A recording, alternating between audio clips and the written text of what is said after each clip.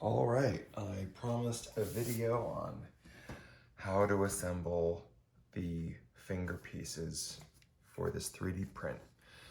So I don't film myself very often, so let's just bear with me. So, and for everyone that's interested, I forgot to include this piece on the original file where I had laid out all the pieces in a simple print. But it is fixed now, and this is now included in that file. So I'm gonna start with the main finger assembly pieces, and this is gonna be a middle finger. So I'm gonna start with getting my rivets done. So I like to use a butter knife. It can be a piece of metal. It can be literally anything, but it works better if it's got some heat absorption to it, so it cools right away. And so we just kind of get a quick little burn on the side. And then I don't know if you can see this here. You can see just a tiny little flat on the end.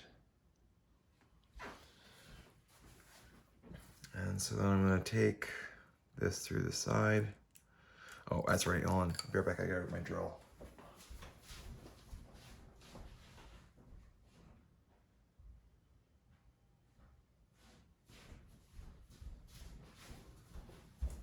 I'm not exactly sure what size bit this is, but it's just barely enough to fit the filament through.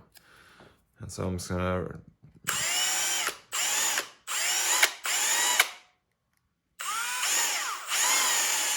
because it's so much easier just to drill out the holes to the proper size than to worry about how to get every single hole to print exactly to the right size. So, all right, so we'll take this through. Actually, this one first.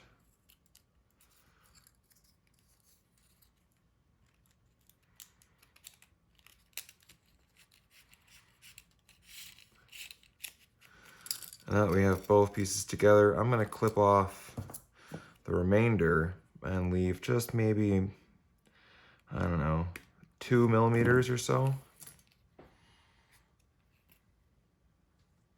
Just a tiny little bit. And then I'm gonna heat the outside and then use the butter knife to press flat. And you'll see a nice little rivet. So we'll go ahead and do the other side.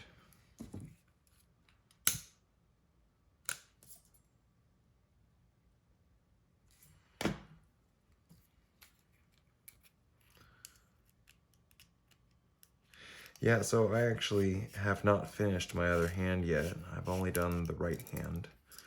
And I'm working on the left hand whenever I get some time. Made some improvements to some of the models as I go, and I'm a big post-processing finishing kind of guy, so like I kind of print fast and sloppy and then do a lot of cutting up later on.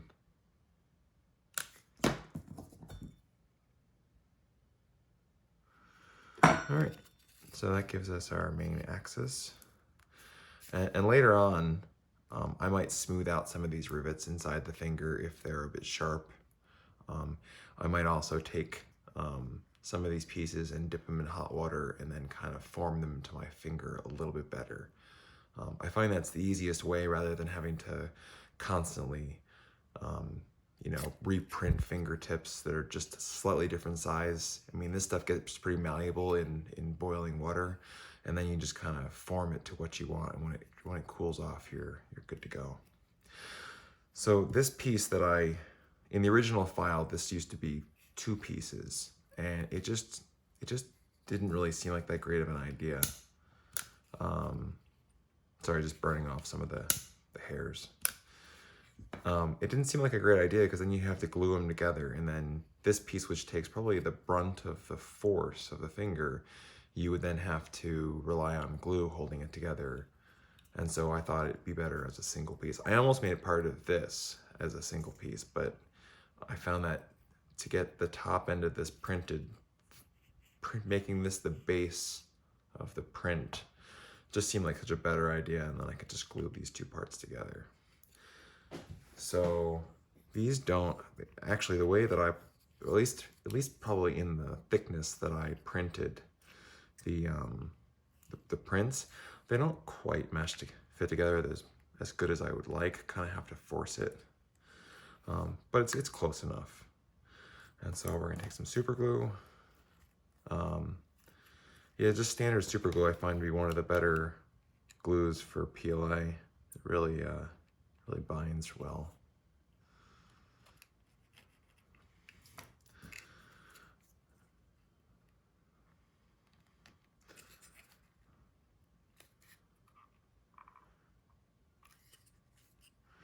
And then you just kind of eyeball it, make sure that it's, you know, kind of straight with the finger portion. That should dry out pretty quick. You want to make sure that the holes, that there's 1, 2, and 3, that this most forward hole is on the top side of the finger. I know that could be a timely mistake if you accidentally put it upside down. So next, we will go ahead and get some of these other holes drilled out.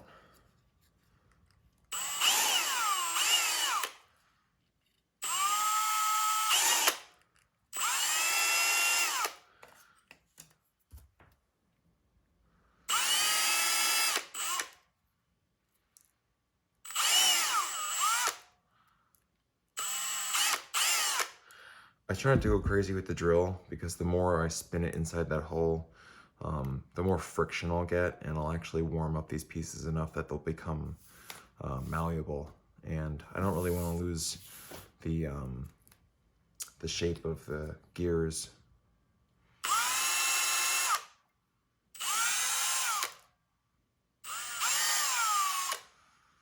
All right.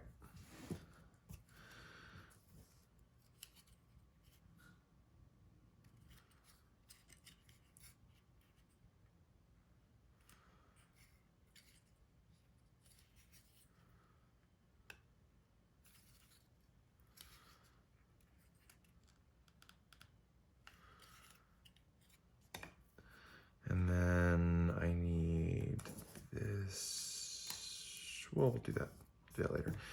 Let's get this. I don't really know the names of all these pieces, guys. I'm sorry.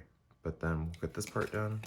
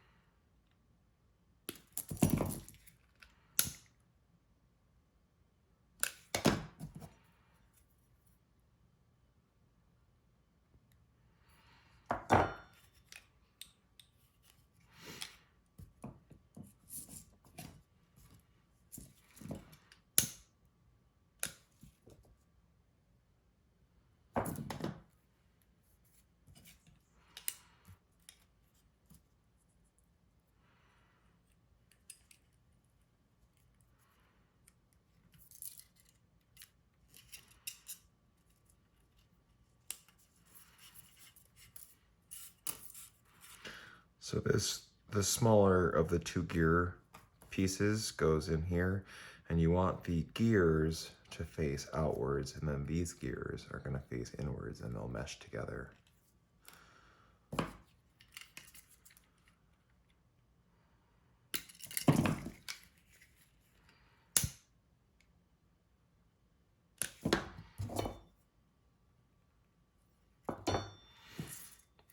right, so that smaller one's in there, then we'll get this.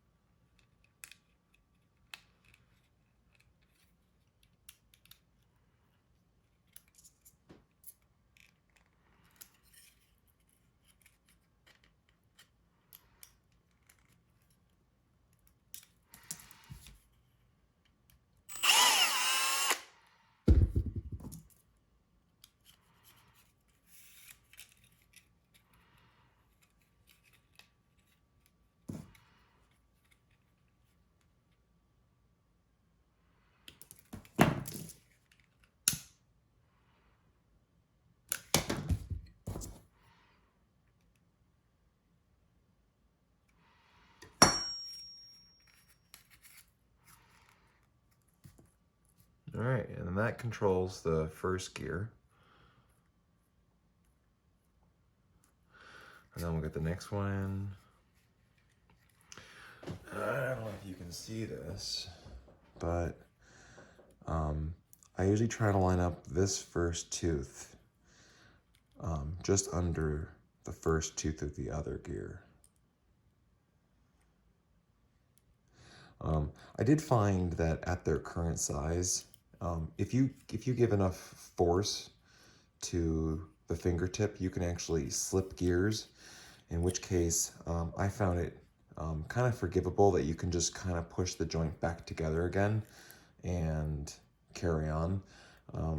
But it might not be a terrible idea if it bothers you a lot to make this model and the other gear model ever so slightly bigger, so that the gear teeth are pushed together a little bit better.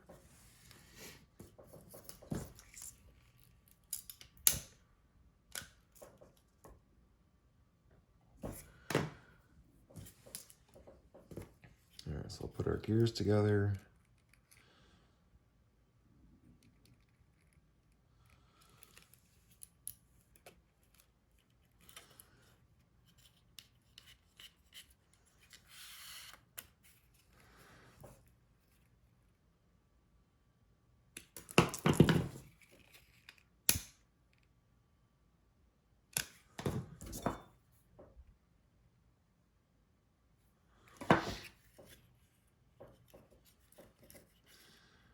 And then we're going to start our next joint, or our next, I'm not really sure what you want to call it. I try to do these two together when I drill the holes, line them up together so that they're not wildly different one to the next.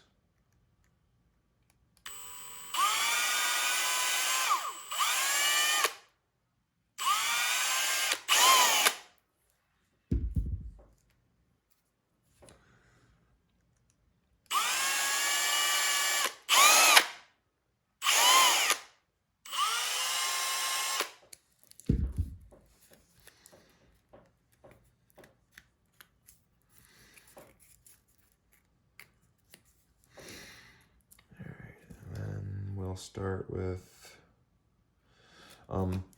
you'll notice on these two pieces, I printed them on the bed together in the same direction. So you've got, the side that was touching the plate, and then you've got the side that finished. My top finish wasn't very pretty, and so when I put these together, one side will be the flat surface, and then the other side will be the top finish. In the model that I put together, I put them together like this, so that you could always have the bed side out, just to make it a little more aesthetically pleasing.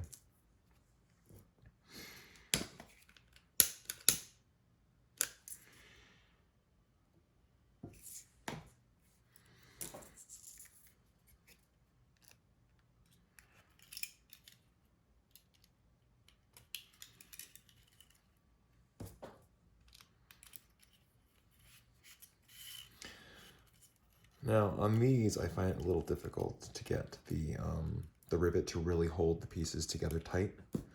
And so sometimes I'll come back after I've gotten the rivets done and redo one side maybe a little bit tighter than the others, just to kind of push those pieces together so they really are together. You know, see how it's a little flimsy still. Might come back later on and I'll redo this side and then really smash them together.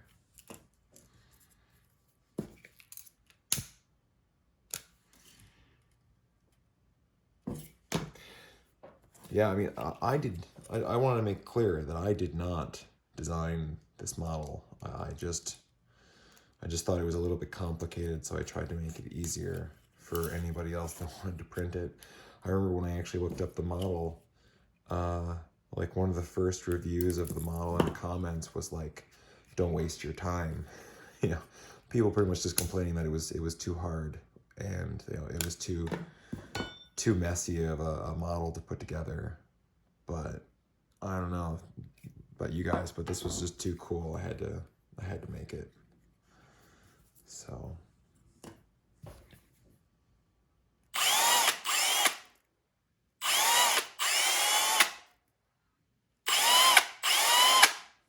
all right, so this will be our last piece that goes and connects with the fingertip. So this goes right there. And then this void in the middle is where the last, I guess we'll call it a tendon, goes through, right about there.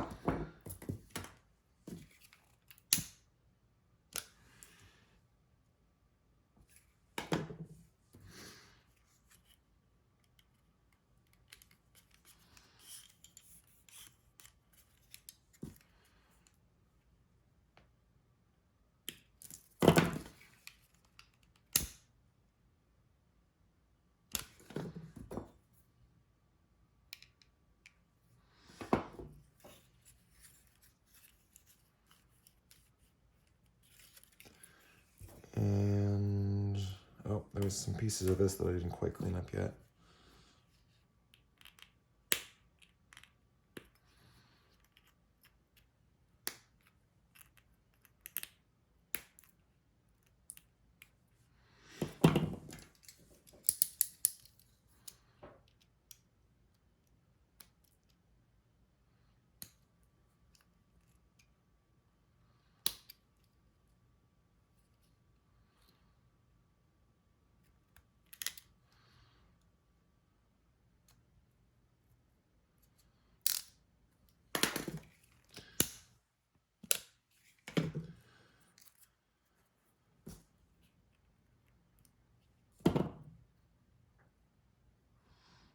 All right, and then this can go on the end right there.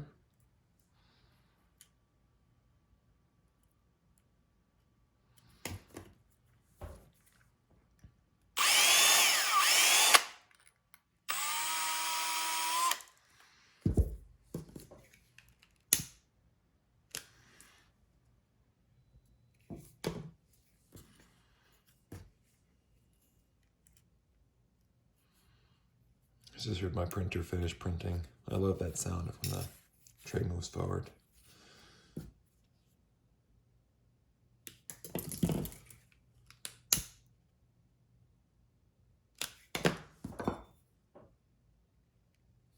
Alright, and then our last piece is the ligament.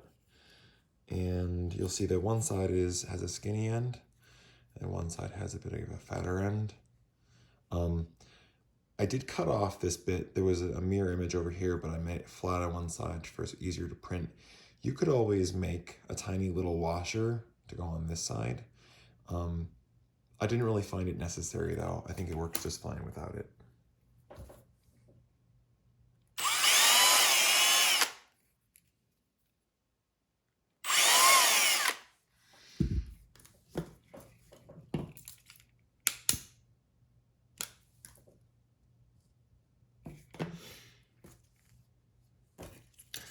the skinny end goes to the fingertip.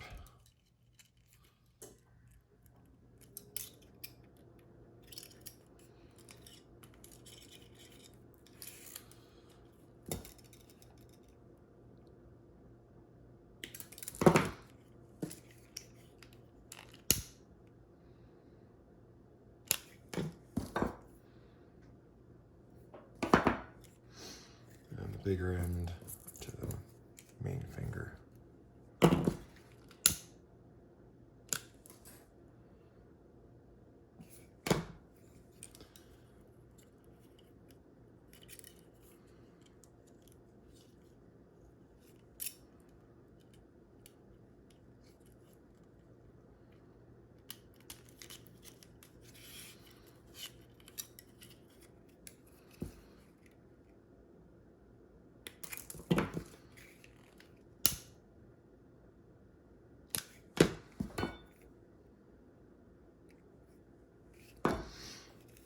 And then that is it.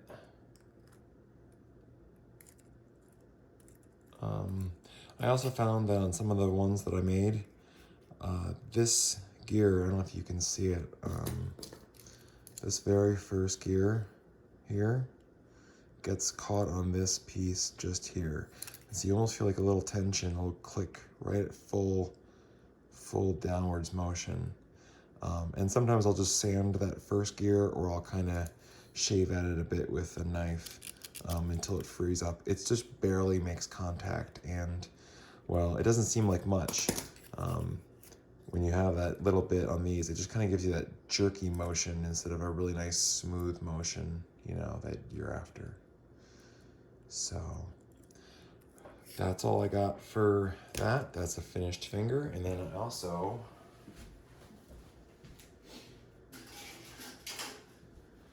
want to show off some of the progress on my other hand.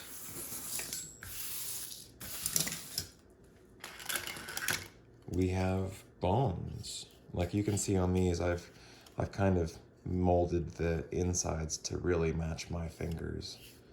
And so like for me, it's like a perfect fit.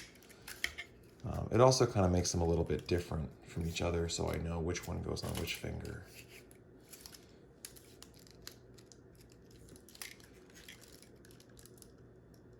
Not quite done with the fingertips yet, or the knuckles, but we're getting there.